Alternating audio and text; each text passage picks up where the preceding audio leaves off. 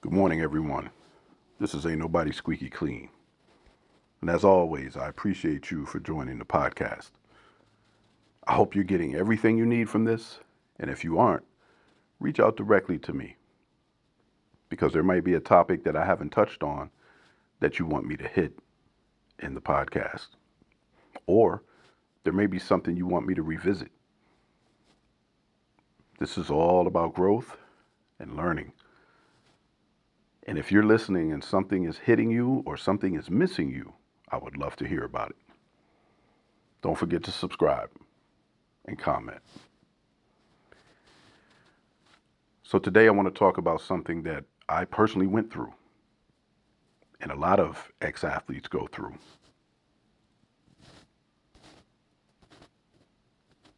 Today I'm talking about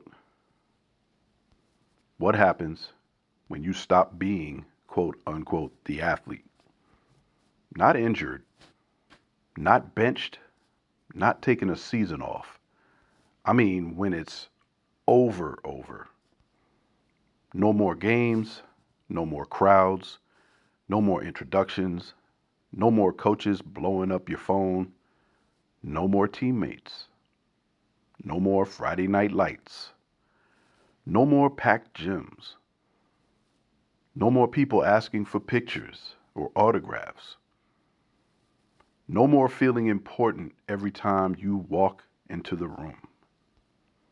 Just life. And for a lot of former athletes, that transition hits harder than people realize. Because people think athletes miss the sport. Nah. A lot of times, we miss the identity. See, when you're an athlete, your whole life has structure. You wake up, train, practice, film, weights, travel, compete, recover, repeat. People clap for you. People notice you. People respect you before they even know you. And then one day, it just stops. Now you're sitting in a cubicle or working a regular job or trying to figure out LinkedIn while your old highlights pop up in your memories. And it messes with your head because nobody prepares athletes for being regular again. Nobody sits you down and says, one day the crowd will disappear and you still got to know who you are. That's the part that hurts, especially when you were that person. Maybe you were the star quarterback. Maybe you averaged 25 points a game. Maybe the entire town knew your name. Maybe your high school or your college years were the best years of your life. And now, people at work don't care that you dropped 40 in a regional final back in 1998. Your manager wants that spreadsheet by 3 p.m. That's a brutal adjustment. And let's really talk about this. Athletes spend years living on adrenaline, competition, attention, pressure, validation, performance. Your brain literally gets conditioned to intensity. Then suddenly life becomes, did you answer the email? Did you pay the electric bill? Can you make it to the 10 a.m. meeting? And internally, you're like, this is it? That emotional crash is real. Some athletes struggle badly with depression after sports because the world gets quieter. Too quiet. Nobody notices when you walk in anymore. Nobody chants your name. Nobody's posting your stats. Nobody's calling after the game. And if we're honest, many people disappear too. You find out who loved you real fast. And you find out who just loved access to the athlete version of you. And that part, that stings. Because when the uniform comes off, sometimes the attention leaves with it. And now you got to meet yourself without the jersey. That's terrifying for a lot of people, especially men. Because a lot of us were taught your value is your performance. So when the performance ends, you feel invisible. But here's what nobody tells athletes: the skills that made you successful in sports, those are still valuable. Discipline, leadership, pressure management, preparation, sacrifice, teamwork, resilience, consistency. Most regular people fall apart after one bad week. Athletes lose publicly and still got to show up tomorrow. That mindset matters. The problem is, many former athletes spend years trying to relive the old version of themselves instead of building the next version. Listen carefully. You're not supposed to be 18 forever. You're not supposed to relive high school forever. You're not supposed to wear the Letterman jacket mentally for 30 years. The game gave you tools. It was never supposed to be your entire identity forever. And I know that's easier said than done, trust me. Because a lot of us still replay old games in our head. I sit around when I get together with my old teammates and we talk about the old days every single time. Some of y'all still think about that injury, that missed shot, that scholarship offer, that contract, that moment when you realized it was over. Athletes carry ghosts, a lot of ghosts. But eventually, you got to stop introducing yourself as who you used to be, because there's still life left. You can become a coach, a mentor, a business owner, a father, a leader, a creator, an entrepreneur, a trainer, or even a teacher. You can build something bigger than applause. And honestly, some former athletes become happier after sports once they heal emotionally, because now they're finally discovering who they are without performance attached. And that's real freedom. No scoreboard, no scoreboard, no rankings, no politics, no trying to prove yourself every second, just purpose. But that transition is rough, especially when social media keeps showing everybody's glory days.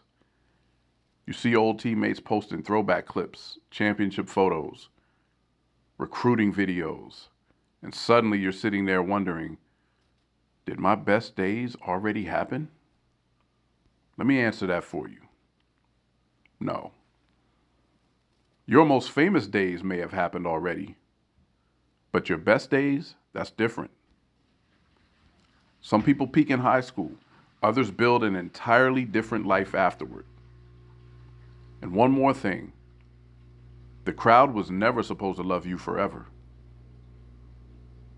Crowds cheer today and forget tomorrow. That's sports. That's entertainment. That's life. You cannot build your self-worth off applause, because applause is temporary. One injury, one bad season, one younger player, one coaching change, and they move on. That's why you got to find value deeper than performance, because eventually all arenas empty out for everybody, even the legends. Michael Jordan had to step aside, and he's the best that ever did it. So if you're still struggling with life after sports, I need you to understand something. You are not weak for missing it. You are not crazy for feeling lost. You are grieving a version of yourself that was your identity, your brotherhood, your routine, your confidence, your escape, your purpose. So of course it hurts. But don't stay trapped there forever. The next chapter still matters. The scoreboard changed, but the game of life didn't end.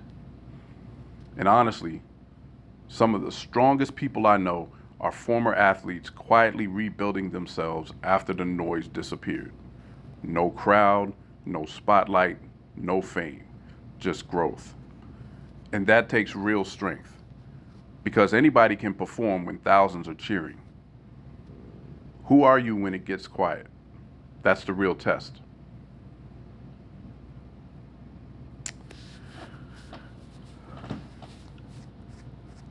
I remember after my senior year in high school when basketball ended for me, competitive basketball, I should say, because I chose not to play in college. That first year after was treacherous because your mind and your body remember when it's time to ramp up for the season. So as soon as October hit, November, you feel that loss immediately. I don't have a practice to go to.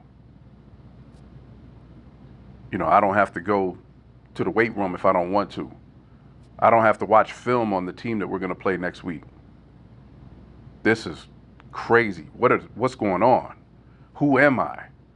You're walking around trying to figure out who it is that you're going to become. Because not only do people label you as the sport that you play, as the athlete for the sport that you play, but you start labeling yourself because you become a showman. Give the people what they want. I was one that always played better when there were more people watching. So I played up to the crowds. So I bought into the entire identity. So transitioning from that was a process. And it takes a lot of time and effort. And you're doing it by yourself because some of your teammates are still playing. Some people transitioned already because they didn't buy in or they weren't as much of a star as you were, or they didn't get as much time as you did, or they didn't just make it their identity as much as you did. So you have to figure out how to take those steps when no one is cheering you on. It's an amazing journey. But if you're struggling with this, find an ex-teammate. Bond with them. Because I guarantee someone that went through the same thing that you did can be a great mentor to help you get out of the funk that you may be in. Or vice versa. You figure it out and you can help them.